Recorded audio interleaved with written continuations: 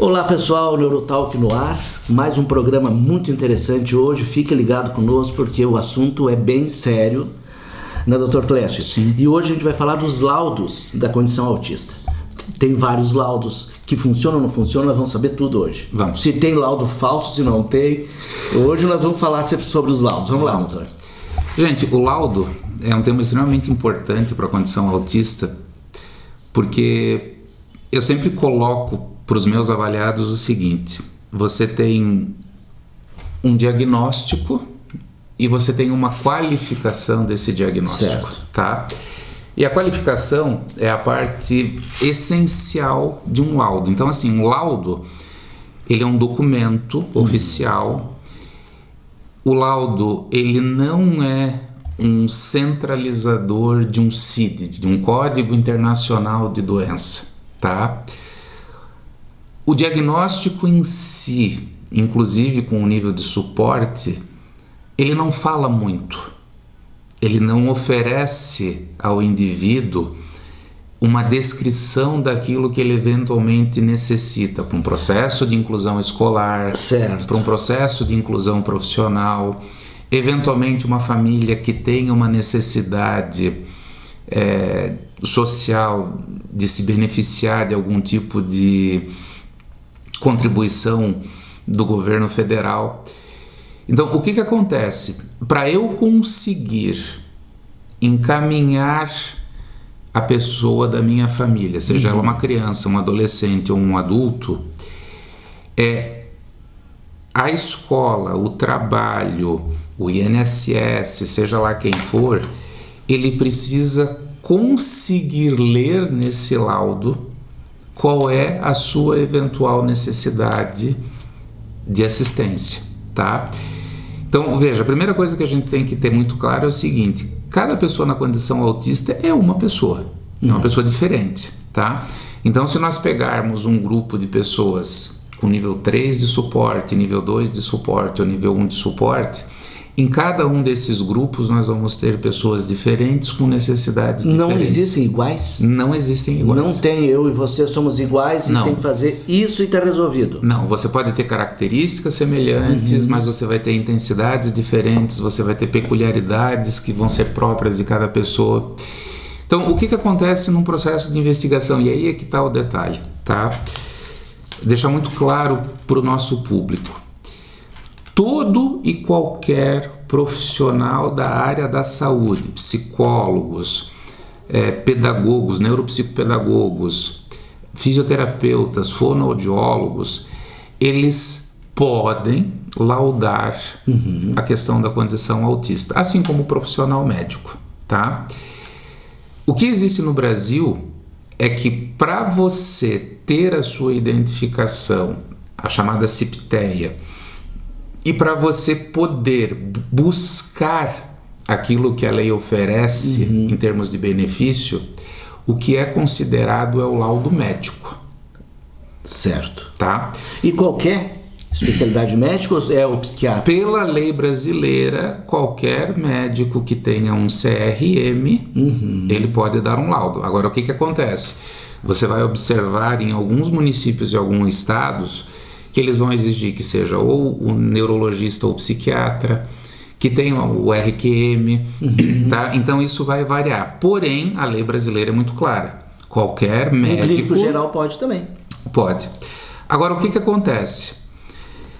A questão da condição autista, independentemente da faixa etária, ela é uma questão interdisciplinar. Ela não é isoladamente um objeto de estudo, um objeto clínico que pertença a uma disciplina da área da saúde. Por quê? Quando você avalia a questão autista, você vai avaliar o quê?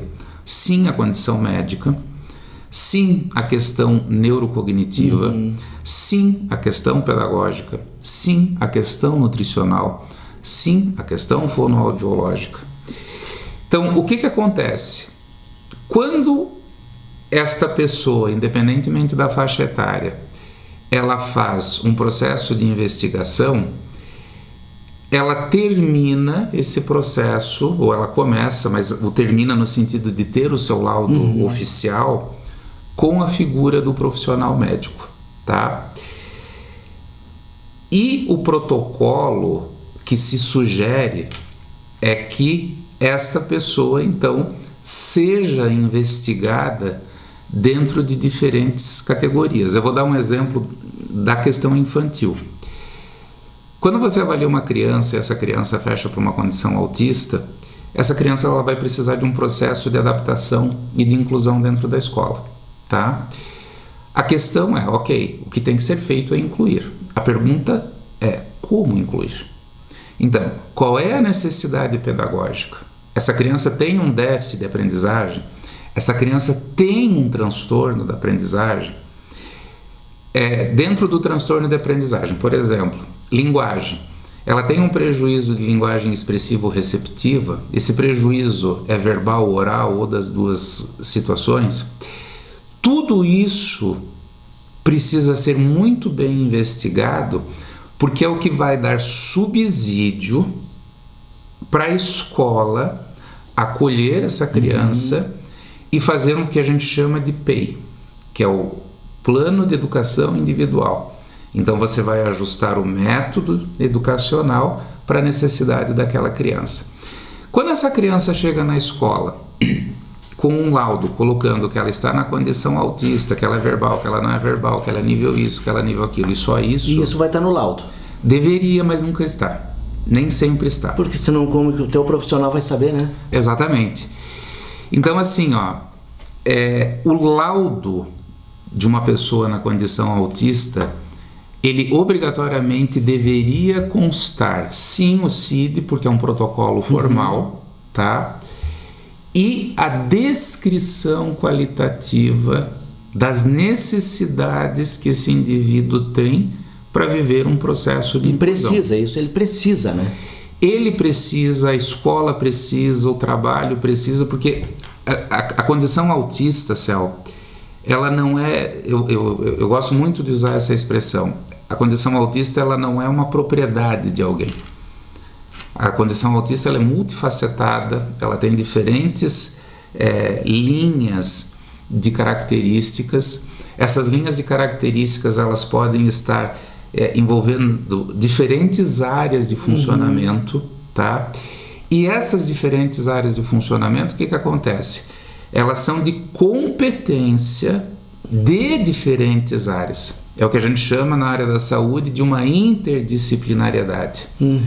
Então, por exemplo, eu identifiquei num filho seu uma questão neurocognitiva. Isso precisa ser dividido com o neuropsicopedagogo, que precisa ser dividido com a fono, que precisa ser dividido com o médico, para juntos terem um plano de ação em termos de tratamento orquestrado para que todos falem o mesmo idioma.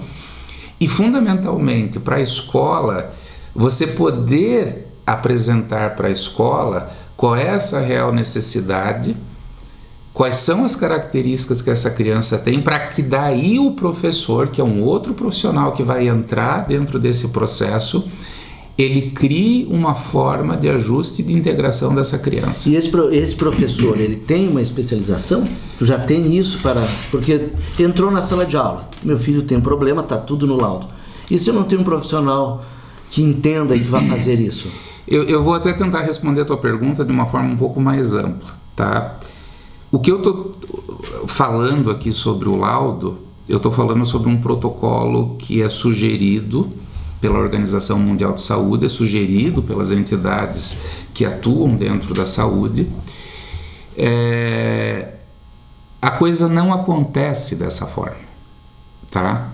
Então, assim, você encontra muitos laudos que vem descrito CID, que necessita de inclusão, porém, as informações do restante dessa rede de saúde, você nem sempre vai observar que estão colocadas dentro desse laudo, tá? E aí, assim, é claro, você não vai ter escolas que sempre vão ter profissionais especializados para fazer esse trabalho, tá? Tanto na pública quanto na particular. Tanto na pública quanto na particular. E esse laudo, tanto público quanto particular? O laudo em si? A coisa é tão zoneada, tá? Que assim, existem situações em que o município ou o estado não aceita o laudo do médico particular, só aceita o laudo do médico do SUS. Por que é zoneado? Porque ao mesmo tempo em que você tem uma prerrogativa em que um médico devidamente formado, certo, ele tem um livre exercício da sua profissão e ele pode executar, você vai encontrar leis que vão dizer que não pode ser particular, tem que ser do SUS, leis que vão dizer que não pode, mesmo tendo CRM, tem que ser um neurologista, tem que ser um psiquiatra, tá? Então, assim, você tem normatizações que a impressão que dá é que às vezes funciona conforme a conveniência, tá? E isso acaba gerando um dano muito significativo, porque veja, quando tu fala de escola, você não tem que ter o conceito que essa escola tenha que ter a obrigação de acolher essa criança autista e ela sabe tudo sobre essa criança autista, porque não é o papel da escola, tá? Essa escola precisa ser instrumentalizada para que daí o professor, dentro da competência dele como educador, construa um plano de ensino para aquela criança. Mas esse insumo tem que chegar até o professor para que ele consiga fazer isso, tá? E se isso não acontece, nós acabamos reproduzindo aquele processo do faz de conta. Ah, tá na escola, ok, tá na escola, e aí? Tá na escola para quê? Tá aprendendo dentro da sua característica. Ou só está indo e dizendo que está lá, não atendemos e está incluso. Exatamente, até porque o conceito que a gente tem que ter é o seguinte, se a minha capacidade de aprendizado dentro do meu diagnóstico, ela me permite ir até aqui, esta caminhada tem que acontecer. Isso é inclusão. Então eu vou trabalhar as habilidades, eu vou desenvolver o potencial dessa criança. Alfabetizar ela. Dessa forma, tá?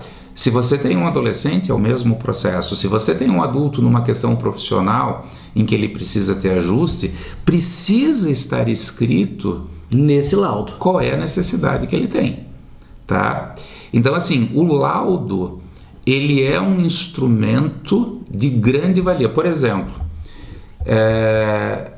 nós na Via Neuro, no processo de avaliação infantil, a nossa criança, ela passa por todos os profissionais, tá? Inclusive por uma psicomotricista, em que todas as características são descritas no laudo, todas as necessidades de desenvolvimento de habilidades são descritas no laudo, e você tem um capítulo no laudo com sugestões para o processo pedagógico. Que daí facilita muito também para a pessoa que está recebendo lá no colégio até. Exatamente. Da criança. Tá? Então veja, é claro que você não vai compilar todas essas informações e jogar num laudo oficial, mas você tem questões estratégicas que todo esse conjunto de informações precisam estar descritas para o melhor acolhimento dessa criança, desse adolescente ou deste adulto. E é isso que vai dar uma compreensão fundamental de qual é a necessidade que esse indivíduo, dentro da condição autista, tem, seja no campo social, seja no campo escolar, seja no campo profissional, independentemente da idade, tá? E que vai facilitar. Isso tudo transformaria a realidade que a gente vive hoje na condição autista? Não de imediato, tá? Mas a questão autista, ela precisa gerar uma cultura da necessidade dessa interdisciplinariedade, tá? Ela precisa mostrar para a sociedade a necessidade dessa diversidade de profissionais que atuam não só num processo de avaliação diagnóstica, mas num processo de tratamento. E isso precisa ser levado para os espaços em que essas pessoas na condição autista atuam, para que efetivamente elas consigam ser acolhidas verdadeiramente. E não só também no colégio, porque dentro de casa os pais vão saber com esse laudo, com essas sugestões, como melhorar a vida em si, da criança na condição. E aí tem uma coisa que é interessante, né? Tu tá falando da família e tal. Eu tô falando aqui de um processo que, por incrível que pareça, poucas pessoas dentro da realidade brasileira conseguem viver, tá? Por quê? A grande massa da população brasileira, ela faz uso do Sistema Único de Saúde. Certo. Tá? O que nós sabemos hoje? Nós sabemos que muitos municípios dentro do Brasil não oferecem serviços especializados, tá? Na condição tardia, que envolve adolescentes e adultos, esses serviços eles são praticamente zerados. Some. E a nossa cidade, que nós estamos em Lages, Santa Catarina? O nosso SUS em si, atende? Lages hoje oferece, Lages hoje tem núcleos de apoio à condição autista, tá? É uma cidade até um pouco diferenciada nesse sentido, porém nós também temos alguns problemas em questão de tempo, de avaliação e tal. Mas assim, veja, nós estamos falando de Lages, que é uma cidade referência na região serrana do estado de Santa Catarina. Os outros 19 municípios ao redor, quase nenhum deles Pegaria a nossa Amures em si, né? Exato, quase nenhum deles tem. E essa é uma realidade brasileira, tá? Então, assim, existe uma diferença e isso tem que estar muito claro. Ok, eu fiz o meu processo, eu recebi o meu laudo, está escrito lá que eu tenho algumas necessidades e que eu tenho o CID e tal. Beleza, isso é um laudo. Mas é muito diferente quando esse laudo ele retrata efetivamente qual é a sua necessidade em termos de processo de adaptação. Minhas principais necessidades em si. Então, assim, você apresentar o teu laudo para mim, que sou o teu chefe, estando lá um diagnóstico de autismo e tal, é uma coisa. Estando escrito que você tem hipersensibilidade sensorial, que você tem uma dificuldade de trabalhar com mudanças de rotina, que a sugestão é essa, para mim que sou leigo e que tenho você como meu funcionário, passa a ser mais fácil de eu... Até onde eu vou te encaixar. Vou encaixar o céu aqui, que aqui ele vai se dar bem e produzir muito mais que muitas pessoas que não estão na condição. Então, o que tem que estar bem claro? Nós temos sim laudos bem elaborados e bem feitos? Temos, tá? Temos laudos incompletos? Muitos. Tá? A maioria é incompleto? Tem Olha, uma porcentagem que tu pode dizer para nós? Eu vou te dizer uma coisa, do que eu vivo, tá? Eu tenho um senso crítico bastante apurado, eu assumo isso, tá? Mas eu vejo isso, a incompletude como predominante. Até porque, assim, você avaliar uma criança é um processo, um adolescente, um adulto, outro. Então, por exemplo, uma prática que nós temos na nossa clínica, no final de toda essa avaliação, é de nós irmos ao encontro da escola para falar do laudo. Certo. Tá? Que é uma outra prática. Então, assim, é uma realidade muito pouco praticada dentro da realidade brasileira. Qual é o grande contexto? É um diferencial da Via Neuro. Qual é a grande característica da realidade brasileira? É a dificuldade de ter acesso à avaliação, é a dificuldade de passar sim por profissionais especializados, tá? É de ter esse laudo descrito corretamente e de falar dessas necessidades. Isso é o que predomina dentro da realidade brasileira. Falando na realidade brasileira, então, vamos voltar um pouquinho, tu falou no auxílio do governo. Tá. Não está virando um modismo, como falam, todo mundo é autista, eu tenho 3 filhos, eu quero ganhar tanto de auxílio? A tua pergunta ela é muito interessante porque volta e meia existem esses tipos de comentários. Escuta, né? Tá? Hoje virou modismo, que todo mundo é autista agora e querem se aproveitar da situação. O que acontece é o seguinte, esse conceito, se a gente for pegar ele de uma forma bruta, a gente tem que aplicar ele para todo e qualquer tipo de necessidade que um indivíduo tem. Certo. Tá? Então, ok, eu tenho uma necessidade, eu vou lá buscar o recurso do governo, tá? O que acontece? Teoricamente, existe um protocolo que vai definir se você tem o direito ou não. Seria pelo nível? Não. Não? Não. esse protocolo ele vai seguir fundamentalmente a tua necessidade social. Certo. Tá?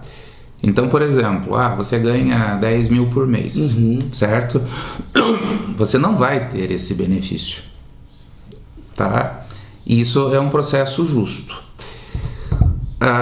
Então, assim, se esse caminho de se alcançar um benefício ele seguisse a rigor as prerrogativas que estão escritas, ele seria muito justo. Certo. Tá? Porque você vai oferecer o benefício a uma família, a uma pessoa que está na condição que autista. Necessita mesmo. Que necessita mesmo.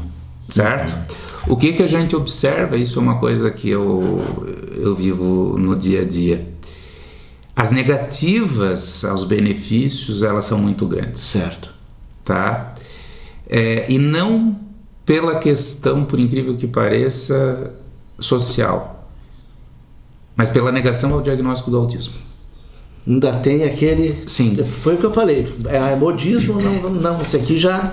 Então, assim, o que a gente tem que ter muito claro, e isso eu verifico todos os dias, é o seguinte, gente, ninguém vem atrás de uma avaliação e recebe um diagnóstico na condição autista para receber um benefício do governo. Sem dúvida. Tá?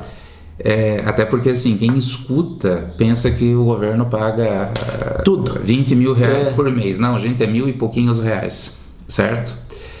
As pessoas que vão em busca desse benefício, por uma questão muito simples, porque nem sempre conseguem os serviços que deveriam ter no serviço público, muitas vezes vão pagar particular, tá? Muitas vezes são pessoas que, além da condição autista, têm comorbidades e que precisam de determinados medicamentos que nem sempre são oferecidos pela farmácia popular, tá? Então, assim, eu acho que cair no processo de julgamento de dizer que eu vou atrás de um diagnóstico por causa do benefício, tá? É muito pobre, é muito miserável, certo? Sim, pobreza de espírito, já digamos assim. Total pobreza de espírito. Então, o que acontece? Gente, existem várias famílias em situações muito difíceis, tá? Financeiramente. A situação difícil financeiramente no Brasil é uma marca. Sem dúvida. Independentemente de qualquer coisa. Só vê pelas cestas básicas que o pessoal ganha, né? O auxílio família. Exatamente. E o que acontece na condição autista? Você muitas vezes vai verificar em famílias em que a mãe tem que largar o mundo profissional para poder cuidar do seu filho que tem uma necessidade importante e que não dá para deixar em casa. Não pode ficar sozinho. Não pode trabalhar, tá? E aí o que acontece? Essa mãe deixa de ter renda, o pai ganha 2 salários mínimos, tem mais filhos na jogada. Sim, às vezes a própria mãe é autista ou o pai é autista junto também na condição. Então, assim, a questão toda é, a partir do momento em que você é profissionalmente, tecnicamente avaliado, e você tem um laudo, tá? E se você tem uma necessidade social, você pode contemplar e tentar buscar isso, tá? O que eu observo?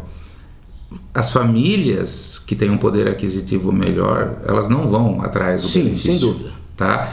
Agora, o que acontece aí é uma coisa importante, uma coisa que eu sempre digo. Para a gente finalizar, chegamos ao final do nosso tempo. Gente, as nossas crianças vão crescer. Por exemplo, eu vou dar um exemplo bem vivo. Tá? Tenho 2 filhos na condição autista e um dos meus filhos, hoje com 17 anos, com uma dificuldade absurda de entrar no mercado de trabalho.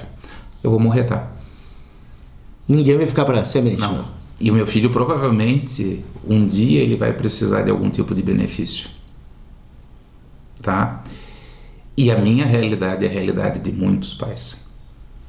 Então eu acho que a gente tem que ter muito claro, e aí eu vou voltar para a questão do laudo, tá? Quanto mais bem estruturado for esse documento, quanto mais qualificado for esse documento, muito melhor as nossas crianças, os nossos adolescentes e os nossos adultos terão chance de se inserirem socialmente, de se educarem, de conseguirem um trabalho, porque serão preparados dentro das suas características. E aí você vai ter uma chance maior de preparar essa criança para uma autonomia maior na vida adulta. E para sobreviver. E para sobreviver. E aí vem aquela pergunta, tá, mas então por que hoje tantos ou adultos ou adolescentes e tal precisam do benefício? Porque a grande massa não é preparada. Não estão preparados. A condição autista ela é muito maior do que um diagnóstico, tá? E se você não trabalha esse diagnóstico, se você não preparar isso, gente, eu sinto muito. A situação só vai se agravar, tá? Então é essa a preocupação que a gente tem que ter. Clécio, obrigado. Acho que a gente tirou muitas dúvidas, minhas principalmente, que eu estava, principalmente o modismo, que hoje o pessoal fala muito, e aí tu explicou que não é um modismo. Pessoal, semana que vem a gente está de volta com mais um assunto interessante aqui junto com o Dr. Clécio. Um grande Até abraço, mais. gente. Tchau.